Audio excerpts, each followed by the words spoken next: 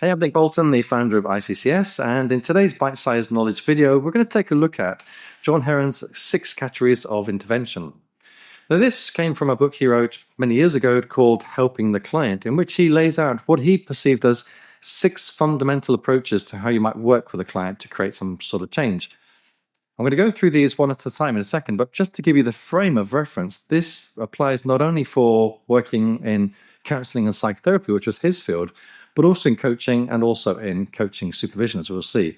Now, one of the things we'll notice as we go through these is that within coaching, we only have a small number of these intervention styles available to us if we were to follow the strict rules of coaching. But in supervision, the whole range of 6 interventions becomes available to us. And that becomes a really significant opportunity for coaches and coaching supervisors to think about their work together. So what John Heron essentially did was lay out 3 interventions that have an authoritative stance and 3 interventions that have a facilitative stance.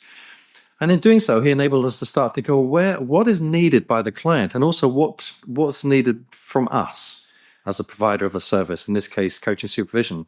So under the authoritative stance, he laid out the prescriptive intervention, the informative intervention, and the confronting intervention. I'll go through these in a second. Under the facilitative stance, he laid out the catalytic intervention, the cathartic intervention, and the supportive intervention. Now, if we were to look purely at the authoritative stance, we see, as I mentioned, the prescriptive, the informative, and the confronting. Each of those has a certain amount of authority that is assumed to be owned rightfully by the provider of the service, the counselor, the therapist, the supervisor, etc. Now, you can also say that they have a certain level of descending level of authority, because at the prescriptive level, you're at the most authoritative level of all, which is this is what you need to do. I point my finger in that way because it has that sense of this is what I prescribe for you. Now, that's not something we do too often in coaching supervision, but it can happen. There have been times when I've had to prescribe, and I say prescribe because ultimately it's for the coach to decide whether they want to take up what I'm saying. I can't make anyone do anything in the coaching world because it's not regulated. But certainly I can at least say, look, here's my professional opinion around what you need to do. Now, underneath the prescriptive, we then have the informative, which is simply where we share some information that could be useful. So let me share a particular approach you might take in coaching to this. That would be an informative intervention. I remember working with one coach many years ago who felt he was really, really struggling with one of his clients. And so we talked about the phenomenological approach and what phenomenology might look like in practice. And we basically role-played it, practiced it within the supervision. And he found it really extremely useful. That would be the informative intervention. And finally, we have the confronting intervention, which is essentially holding the mirror up to the client in quite a confronting way that they can actually look at themselves and go, wow, am I doing that? And that could be a simple statement that you make, a simple statement that confronts them with the truth, or it could be a full-on exploration. But either way, there's something about making sure the client or the coach in this case is seeing themselves in a particular way that confronts them with the truth of either what they're doing or the experience or the outcomes or something like that. In each case, the prescriptive, the informative, and the confronting implies a certain degree of authority on the part of the supervisor. So let's now move to the facilitative stance, and you'll notice that it has more of a feel of coaching, unsurprisingly. So first of all, we have the catalytic intervention, which is essentially where in this case, the supervisor is catalyzing new ways of thinking. So that normally shows up as questions. If I ask you a question, it catalyzes a new way of thinking about something. It makes you think about something differently, or it makes you think of what you might do instead of the way you're currently doing it. And that's a catalytic intervention. Now, underneath that, we have the cathartic intervention, where we are purposefully allowing our coach, if we're being a supervisor here, to release emotions that have been pent up.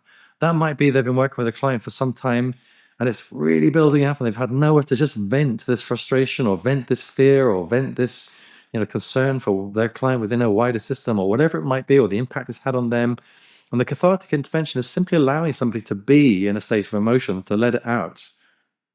And of course, traditionally, that's going to then lead somewhere. You have catharsis, and also in order that you can then maybe catalyze new ideas.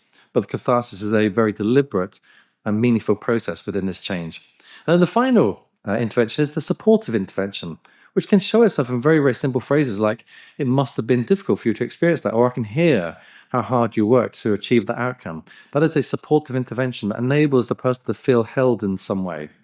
So we've talked now about the authoritative stance and the facilitative stance, and you might start to notice straight away that as a coach, we tend to inhabit the facilitative space primarily, and in particular the catalytic space. In supervision, we try to embrace all 6 categories of intervention.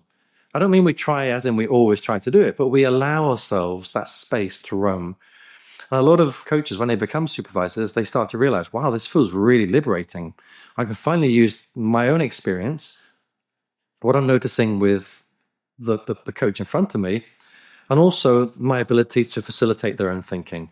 And it becomes a bigger landscape for activity for the coaching supervisor versus the coach. So we try within ICCS to encourage supervisors to really spread their wings across these 6 forms of intervention. How could they don the mantle of prescription if they need to? How could they get comfortable with that? I don't mean they need to do it for the sake of it, but how could they get comfortable with it when it's needed, when there's a normative issue at stake, an ethical challenge? Maybe there's a point when prescription is important. What about the informative intervention? How might they share their knowledge, their experience, their wisdom, the knowledge of models or the knowledge of approaches that could support the coach to do their work more effectively? How could they confront the coach in front of them with what's going on in the coaching space? How effective is it being, or what are their blind spots? And then, of course, into the catalytic arena, how are they facilitating the thinking from the coach in front of them? How are they allowing that coach to release their emotions as part of the restorative process? And finally, how are you, as a supervisor, holding that coach up through supportive interventions? So John Heron did a fantastic job, I believe, in mapping out these 6 forms of intervention. If you think there are other interventions that perhaps we've missed, comment below. If you've got questions, comment below. Thanks so much. See you on the next video.